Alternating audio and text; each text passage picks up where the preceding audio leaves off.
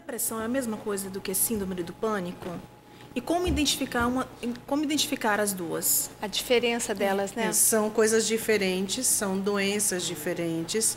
E para você identificar o caminho, vai no psiquiatra, é ele que vai, na verdade, dar um diagnóstico. Que o grande risco, às vezes, de a gente chegar falar um sintoma, falar outro, é que nós brasileiros temos uma tendência a querermos ser médicos, né? Então, eu quero dizer para você, se você tem dúvidas, se você acha que tem, né? Eu não sei, então, olha, procura um psiquiatra, vai lá, diz para ele o que você sente e começa um tratamento. Né? O caminho que eu indico é esse. Joia, tem mais pergunta aqui. Celiane, quando a mãe tem um filho sozinha, cuida do filho com a ajuda dos avós, padrinhos, qual a hora certa para conversar com a criança a respeito da ausência do pai, da falta deste pai? Tem algum momento que é hora de conversar? É melhor não falar? Ou o que se faz? É a pergunta do José Roberto. Eu pedi ajuda para a psicóloga, porque é uma situação bem delicada. Quer dizer, a gente não sabe porque não tem a presença desse pai, não é? Ela não frisa se é mãe solteira ou se está separado. Quer dizer, claro que a criança já deve estar sentindo, não sei a idade da criança, mas indo para a escola já vai começar a verificar essa realidade. Tem festa do Dia dos Pais, cadê o papai? Todos os papais estão lá, menos o dela, né? Ou tem festa do Dia das Mães e ela não tem a mãe. Todas as mães vão e a dela não. Então, na linguagem dela, com um jeito simples, precisa ir dizendo, né? A verdade, diz a palavra de Deus, nos liberta. E se a gente caminha na verdade, Deus está conosco. Agora, o jeitinho para chegar a falar isso, como falar isso, a Manuela vai ajudar a gente. Né, Manu? Porque tem que ter um jeito especial aí. É hora de uma psicóloga, a gente tem que entender isso, que a gente chega até um limite e depois a gente tem que buscar mesmo ajuda profissional, né? O momento certo é primeiro, quando a criança começa a perguntar. Ah lá, viu? Então, você pergunta, claro, isso que você falou é interessante, você já ir falando devagar, sem muita pressão, mas já dando alguns sinais, falando com naturalidade, né? É importante falar isso da forma mais positiva possível. Se, por exemplo, se houve um caso, né, de separação, não ressaltar muito aquilo que foi a mágoa, que a dor, que foi o negativo da situação, né? Porque é pai, né? E precisa preservar um pouco isso, né? E assim, responder na medida que a criança quer saber. Então, pergunta. A criança, quando ela se satisfaz, para ela para. Onde que está o papai? Se de repente a pessoa já faleceu, está junto com o papai do céu, quando é pequenininha. Isso, às vezes, já satisfaz. E ela vai, à medida que ela for crescendo e for se interessando em saber mais, é hora de você ir colocando. O que é importante? Que você fale com naturalidade. Né? Que a coisa não vire um tabu dentro de casa, não transformar a coisa maior e às vezes mais complicada do que é. Tenta simplificar, falando aos poucos, às vezes dando um toque, às vezes dando um outro, e responder na medida que o seu filho quer saber. Então, quando você vai saber isso? Ele parou de fazer pergunta e já está satisfeito. Porque a criança tem aquela fase, né, do porquê, de um monte de pergunta, né? E também não precisa responder tudo, não, né? Você tem que responder na medida que a criança quer saber. Ela parou de perguntar, Adriana? Ela já está satisfeita, não precisa você continuar falando. Porque... Não. Deixa ela voltar a perguntar. Aí você continua a conversa. Eu me lembrei disso com relação à educação sexual. Que isso a gente sempre ouviu, né? Dizendo, olha, você sempre vai responder o tamanho, na mesma medida que a criança perguntar. Não começa a complicar o negócio que vai ficar ruim a situação. Então, é sempre assim. Perguntou, responde na medida e ponto, né? Isso. Já que a gente tem uma pergunta na medida, eu queria saber, eu vou fazer a pergunta da Madalena de São Lugero, Santa Catarina. Isso? Acho que é. Pergunta o que deve fazer. Seu filho de 15 anos está namorando. Mamãe está preocupada com o filho namorando. E aí? Então, e aí? E aí que os filhos vão namorar, né? A gente começou a namorar também. O que assim, Em casa eu tentei dizer para as minhas filhas que seria importante elas namorarem depois dos 16 para os 17 anos. E mais do que isso, eu fui um exemplo, né? Eu comecei a namorar de 16 para 17 anos. Então, eu tinha como dizer, faça isso, porque eu também fiz. Então, isso é importante. Você não vai exigir algo que você não fez. Mas isso é natural. Né? A gente não cria os filhos para ficar embaixo da asa da gente. Sabe o que eu percebo? Não é uma regra geral, mas eu percebo que as mães dos meninos sofrem mais do que a mãe das meninas. Né? Até no casamento a gente observa isso. Como é difícil para a mãe cortar o cordão umbilical para que o filho assuma a casa dele e seja o pai. Ela quer ainda que ele continue o filhinho da mamãe, o menininho da mamãe. E não pode mais ser. Pelo amor de Deus, deixa crescer. Né? Então, isso é uma realidade. O menino está crescendo, está virando um adolescente, um jovem. A mãe precisa estar junto, acompanhando, aconselhando.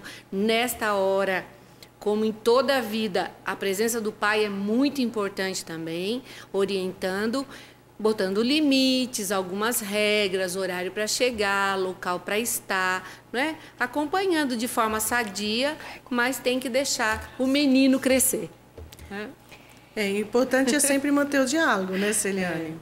Assim, crianças, como os filhos vão crescendo, vai chegando a idade, vai casar, como você falou, criar outra família. Enquanto isso, o diálogo sempre vai ser importante em qualquer fase, né? Certo, vamos lá. Tem mais pergunta aí chegando, dona Leila? Tem sim, para o padre. Padre, a pessoa pediu para não ser identificada. Ela pergunta o seguinte: por que não se dá hóstia com vinho para os fiéis?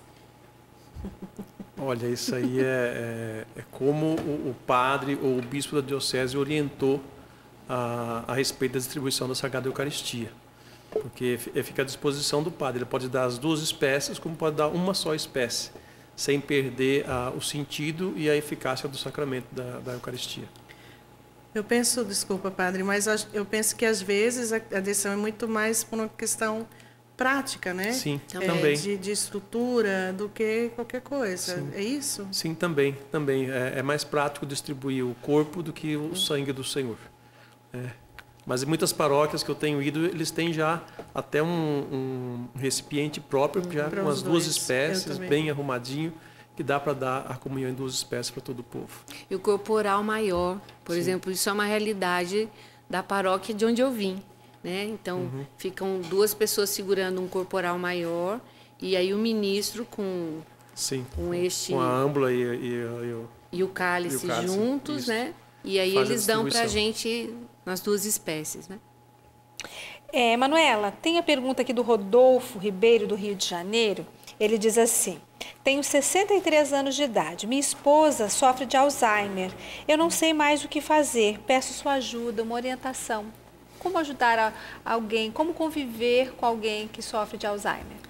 Olha, é realmente uma situação bem delicada, né? Eu não sei se ele já tem um acompanhamento. Existem entidades, por exemplo, públicas que oferecem já esse acompanhamento, inclusive para os familiares, para dar o suporte. É importante que a família também dê suporte, né, para esse senhor, porque é uma missão bem árdua, né, cuidar, porque a pessoa ela vai perdendo à medida que a doença vai desenvolvendo toda a capacidade, né, neurológica de pensar e fica realmente bem difícil.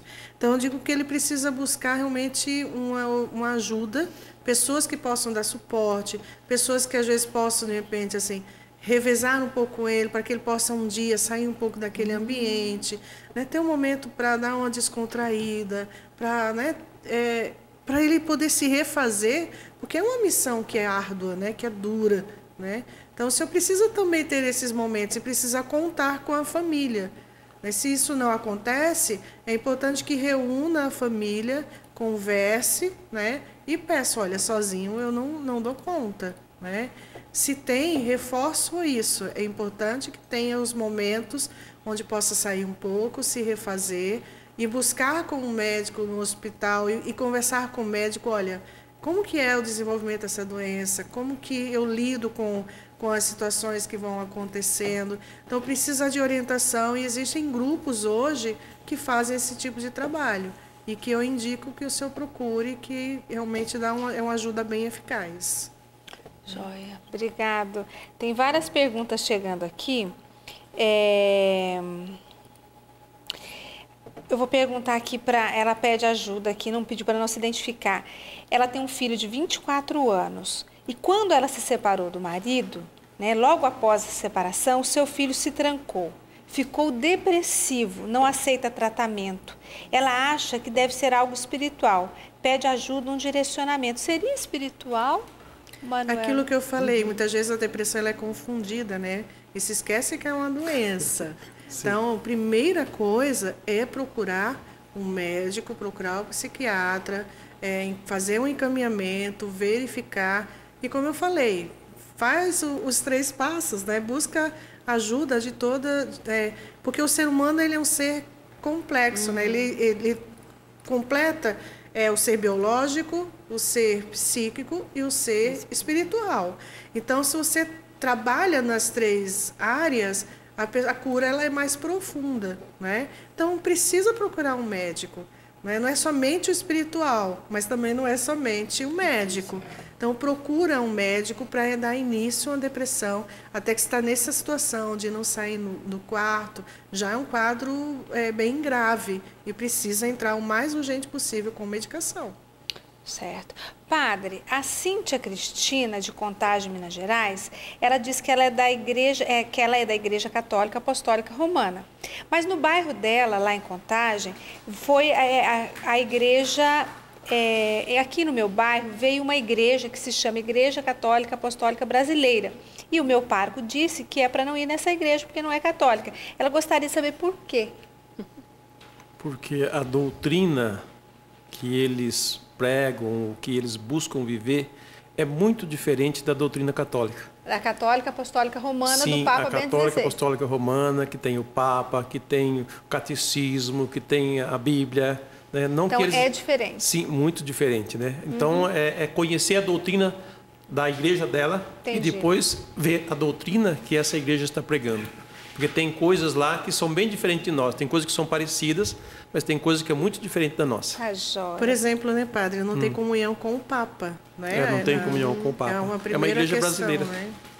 Certo. É independente. Tem mais Independente. perguntas? Tem sim, para Celiane. Vamos lá. Ela não quer ser identificada e ela diz o seguinte: sou casada há 9 anos e tenho 3 filhos. Gostaria de saber o porquê não tenho mais vontade de ter relação sexual com meu marido. Na verdade, quando tenho, é só para cumprir a obrigação. Por favor, me ajudem. Estou muito triste por isso e meu esposo cobra muito de mim. É muito pouco conteúdo para a gente entender o que pode estar acontecendo. Então, Pode ser até hormonal, físico pode, né? pode ser físico. E pode ser um desgaste também, porque a gente com 3 filhos pequenos, é natural que a gente se dedique e gaste todas as nossas energias com os filhos. Isso é normal. O dia inteiro correndo atrás Atrás da gente. E mãe, a mãe o dia inteiro, né? Então, existe essa realidade. O que eu disse a respeito da criança, eu volto a dizer para o casal. A verdade nos liberta. Então, qual é o nível de diálogo com o seu marido para que você consiga conversar com ele e expor essa realidade que você está vivendo? Então, uma coisa que a gente não pode perder no casamento, que às vezes a educação dos filhos, e os filhos tomam o lugar do relacionamento do esposo e da esposa. A gente não pode perder no nosso relacionamento o sair para namorar, o sair para estar só. Muitas mães acham que deixar os filhos com os tios, com os avós, é uma negligência, porque afinal os filhos são dela e ela tem que cuidar. Não, gente, é sabedoria. Deixa lá brincar com os primos, tá com saudade da avó e do vô, vai lá para casa da avó e do vô e vão namorar, vão passear, vão para o cinema, vão tomar um sorvete, se arrume. Quanto tempo? Porque é sempre assim, né? Eu brinco que No início a gente está sempre impecável. Com filhos a gente chega de cabelo, vai pra missa, colocando o sapato no meio do caminho, o cabelo encharcado, no tempo do namoro é tudo ajeitadinho, né? Eu estou ajeitadinha agora porque eu vim para o programa, né? Então fui produzida. Mas a gente acaba entrando numa rotina e isso vai desmotivando, acaba para nós o romantismo. E para a mulher isso é muito importante. Então, o marido levar uma florzinha, ou mandar um bilhetinho, dizer que ama, da mesma forma a esposa, gastar tempo um com o outro, isso é amar. Amar é dar tempo para o outro. Então, precisa rever isso. Tem hora que a gente até acha que não está amando, mas ama sim. Ama sim. É porque não deu tempo para experimentar isso. O sentimento, né? Sai para uma segunda lua de mel, deixa teus filhos, vá um final de semana... para casa de um amigo, se tem dinheiro, viaje. Se não tem, a gente ouviu de um padre, você vai lembrar disso dele. Vá na praça e rouba pipoca dos pombos, entendeu? Mas sai de casa, se arrume, fique bonito, o seu marido também. Pega na mão. Pega na mão, pelo amor de Deus. Então a gente vai entrando numa rotina tão grande que a gente acha que não ama mais. E não tem gosto mais pelo esposo. Mas né? eu também quero reforçar, eu gostaria que a Manuela me ajudasse. É assim. Pode ser questão hormonal, pode ser uma desestabilização da saúde física. Pode sim. Que te deixa mal. Até o próprio estresse. É algo que pode Exatamente. tirar a libido completamente, né? O que é importante, o que eu aconselharia para esse casal também é buscar ajuda. Por exemplo, grupos, a ECC, tem pessoas, né, que fazem um ECC que fazem um trabalho muito bonito. Movimento familiar Por que você não busca Encontro de um Casais com acompanhamento, Cristo. encontro de casais com Cristo, outras, né, pastorais, Pastoral familiar, pastoral familiar, que podem, casais mais antigos, né, com E eu mais vou contar tempo. uma coisa da Canção Nova. Isso que eu ia falar, Adriana. Então, nós temos na comunidade, sempre que possível, a comunidade faz encontros, retiros para nós casais Para da casais. comunidade. Né? A Canção Nova promove isso até na Casa de Lavrinhas, do mesmo molde que promove mensalmente. para a gente, promove na Casa de Lavrinhas para outros casais também. E é maravilhoso. E é vale maravilhoso, salientar. porque lá são quartos, suítes, tudo separadinho, bonitinho. E eu lembro o nosso encontro de casais, que tem uma noite que é um jantar à luz de velas, com música, com tudo. Gente, aquilo me fez tão bem. A gente dançou. Há quanto tempo que eu não dançava com meu marido? E não é pecado, né? Pelo amor de a luz Deus. só de ter aquela velinha ali, tudo a luzinha apagadinha, as velas ali, os pré-discípulos nos servindo. É maravilhoso. Gente, foi uma noite romântica que a Casa de Lavrinhas proporcionou para nós que estávamos em retiro. Aquilo fez tão bem. Fazia tanto tempo que eu não vivia aquilo, mas fez tão bem para mim e para todos nós, que a gente não faz ideia do valor que tem um jantar. Mesmo que dentro de casa, acende uma velhinha, arruma bonitinho, faz o prato que o outro gosta, senta junto, janta, bota as crianças para dormir. Um vinhozinho nessa data não faz mal nenhum, né, padre? Não é pecado. Um dosezinho pequenininha, né, padre? Pode. Tendo limite, Pois não é pecado. se não há problema de alcoolismo na família, Se não há não, problema. se não cultivar o amor, como é que ele vai Crescer. perdurar, vai crescendo? E o amor entre os esposos precisa ser cultivado. E o professor Felipe Aquino escreve maravilhosamente nos seus livros que a relação sexual é o final desse momento maravilhoso que foi o dia todo, né? O dia foi todo um momento imenso que aconteceu de agrados, de carinhos, de olhares. É o ápice, né? Ele fala assim, Ele fala que é o ápice, é o ponto O ápice. final, é o ápice final. Né? Isso é lindo. É isso então eu mesmo. quero dizer a vocês que, olha, tá com dificuldade? Liga para a Casa de Lavrinhas, passa em todo intervalo o Rubão falando dos encontros para casais. Liga, faz inscrição, participa, começa rezando, começa vivendo esse momento lindo que a gente passa para vocês, tá joia? Tem mais perguntas chegando aqui, olha só, para Manuela. Manuela, a pessoa pediu para não se identificar e diz assim: tem uma amiga que se separou do companheiro dela. Ela ainda gosta muito dele, só que ele brinca com os sentimentos dela. O que você, como psicóloga, tem a dizer sobre esse tipo de comportamento? Né?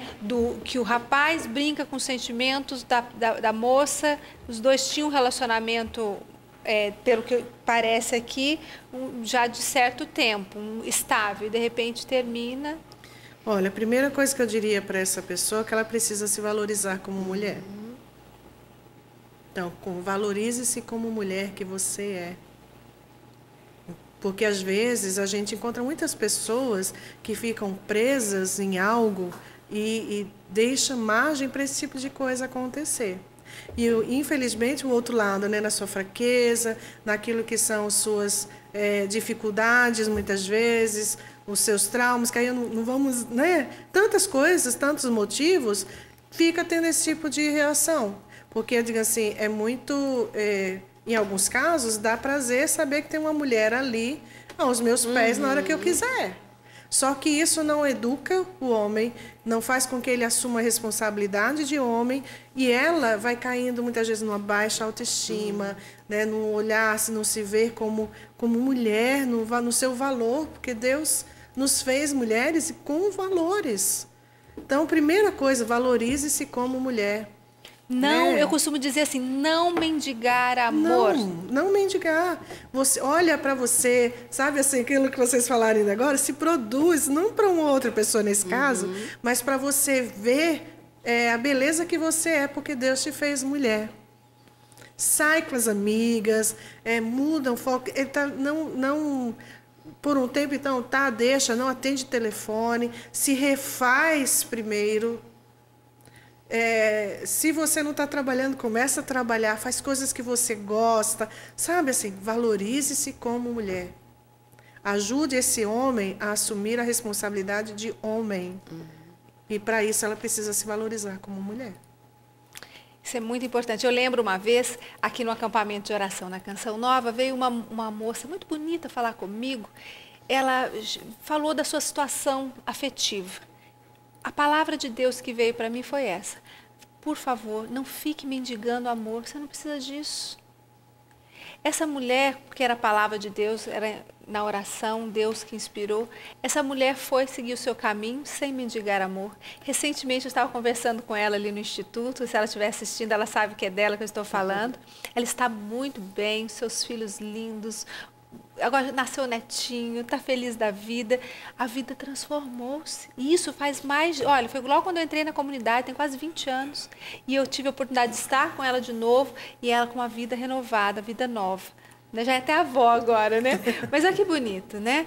O tempo passa e as pessoas, quando se firmam na palavra de Deus, elas têm suas vidas transformadas.